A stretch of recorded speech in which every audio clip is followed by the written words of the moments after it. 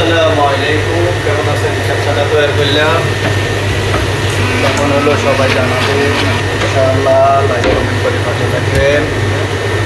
আর কী অবস্থা আছেন, কেমন আছেন সবাই?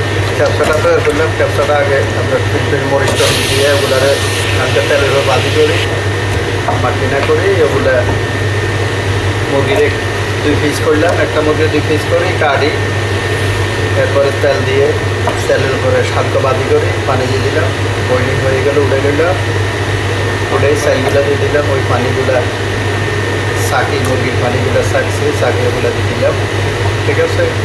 আর চাকি হালকা আলু দিলাম সাথে দিয়ে বসা দিলাম ইনশাল্লাহ। আর এইটা সস হালকা একটু জাফরান দিলাম, দিয়ে ওই মুরগির মধ্যে দিয়ে যতটা লাল করে দিচ্ছি, ঠিক আছে।